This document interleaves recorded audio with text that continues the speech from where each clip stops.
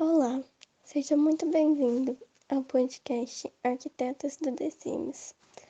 Esse podcast é feito por mim, Samara, e minha amiga Tiffany. Sente-se, acomode-se e curta a conversa. E hoje nós estamos com o convidado Pedro, aluno na Universidade de Uberaba. Bem-vindo, Pedro. Obrigado, Obrigado pelo convite. Eu estou muito animado de estar aqui com vocês e eu vou me apresentar. Nós também estamos muito felizes de estar aqui. Então, Pedro, o que você acha da matéria representação do ambiente construído?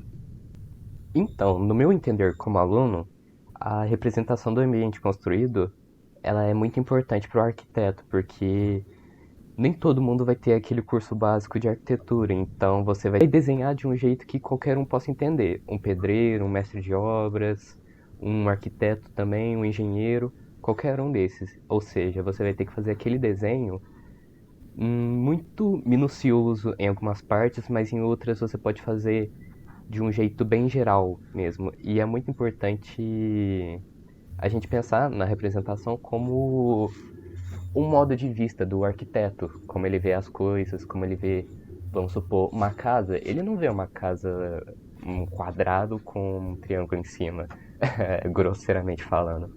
Ele vê pilares, ele vê estruturas, ele vê cortes.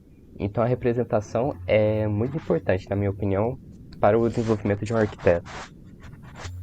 Sim, realmente. Além da gente poder representar com maquetes em softwares também. Exato. E qual a necessidade dessa representação, no seu entender? Além do que já foi comentado. Então, a representação, se a gente continuar por essa parte assim, ela pode tanto ser aquilo que eu disse, de um entendimento mais fácil geral, como também ela pode ser, vamos ver, um, eu ainda não tenho muita autoridade nessa área, mas eu vejo a representação da mente como uma linguagem entre os arquitetos. Igual o inglês é falado nos Estados Unidos, a representação é tipo o nosso idioma. E é muito importante a gente aprender ele. Tipo, não. Eu vou usar esse termo de idioma agora porque vai ficar mais fácil de entender. Então, no nosso idioma de arquitetos, a gente tem que saber ser fluente nele. A gente não pode gaguejar, a gente não pode fazer errado, senão acontece algum problema e vai ser por culpa nossa, entendeu? Sim, realmente. E o que você está achando da matéria até onde você aprendeu?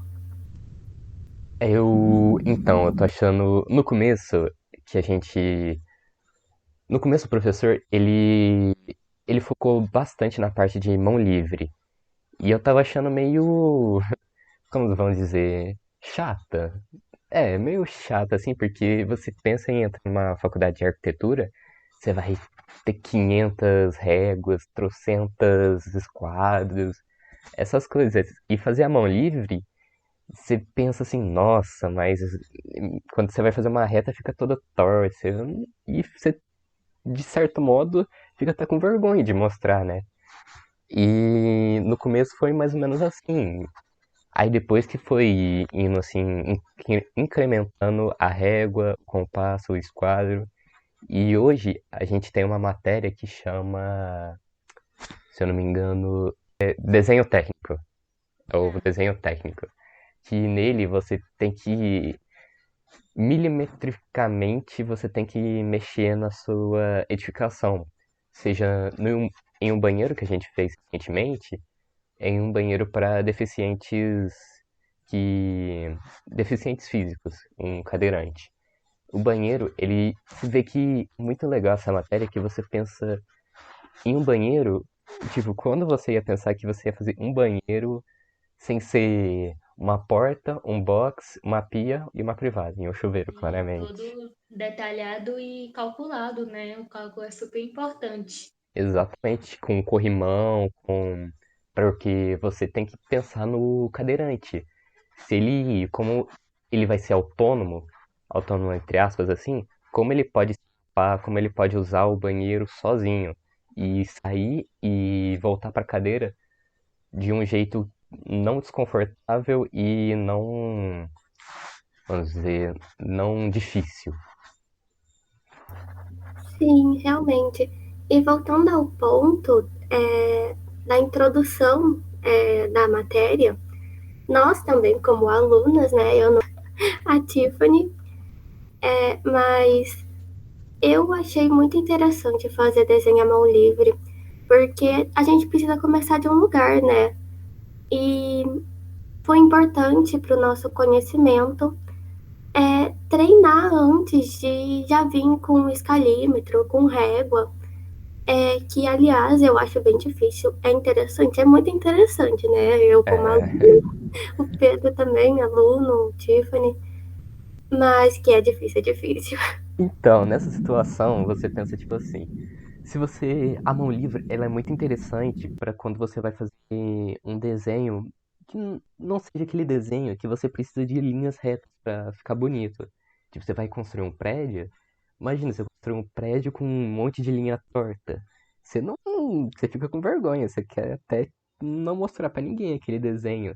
Aí foi nesse ponto assim que eu achei bem chato, porque os desenhos que ele passava pra gente, à mão livre, era de edificações muito bem elaboradas. Então, aí, aí aquilo ficou, pra mim, pelo menos, não sei pra todo mundo aí, para mim ficou uma matéria bem restrita no começo, à mão livre para alguns desenhos. Aí depois a matéria ela é muito legal. Depois dessa matéria ela vai ficando bem mais confortável para um arquiteto, para tipo assim, para uma mentalidade que você se preparou quando você entrou no curso. Sim, sim.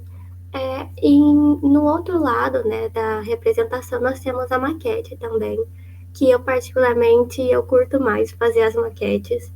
Eu acho desafiador e eu gosto bastante de ver o resultado daquele mini projetinho de uma construção que seria grande. Sim, até porque a gente cria a maquete do zero, né? Então, assim, a criatividade ela vai a mil também, né? Então, minha experiência com a maquete, ela não foi uma das melhores, porque como é começo de curso, assim, eu não tenho muita prática nem técnica. Então, vamos supor, eu tinha umas maquetes que eu queria fazer, mas só que eu não tinha o material, vamos supor, o material bom. Eu usava papel cartão, se não me engano. Teve um trabalho que um professor passou de fazer maquete, né? Que era pra fazer um labirinto. Mas meu labirinto ficou tão feio que, tipo assim, eu tive vergonha de mostrar. Eu só mandei pro professor.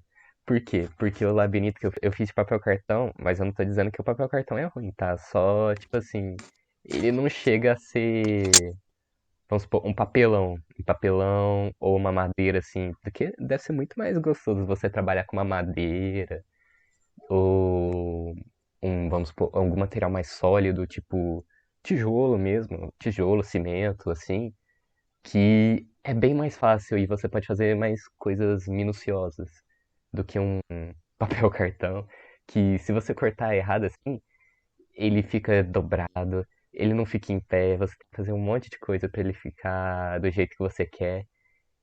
Então, aí no começo do meu curso, assim, do curso de arquitetura, na parte de maquete foi assim, mas depois eu fui pedindo pro meu pai também, pra ele, sempre que ele puder, ele pegar umas caixas de papelão pra mim.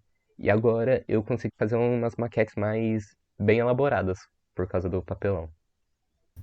Não, então, eu também sou péssima fazendo maquete. Mas quando você termina, você fica, nossa, eu fiz, sabe? Sim, Dá um a orgulhozinho. satisfação, né? Aham.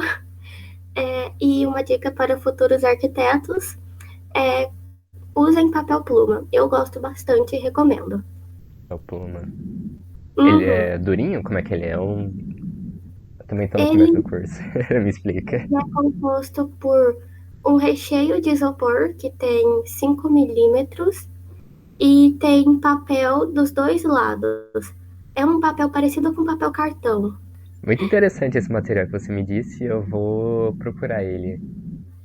A outra dica de como fazer esse papel também é você pegar bandejinhas de isopor, de presunto e queijo, pizza, etc., e colar o papel cartão de um lado e do outro, e é o papel pluma de pobre. Enfim, Pedro, a nossa conversa foi muito boa, eu me diverti bastante. Obrigada por participar, e é isso. Muito obrigada pela paciência. E é sobre. Muito obrigado às duas pelo convite, espero participar mais vezes. E para mim foi muito gratificante conversar com vocês e talvez até ajudar futuros arquitetos que vão entrar no curso. É isso. Tchau, tchau, gente.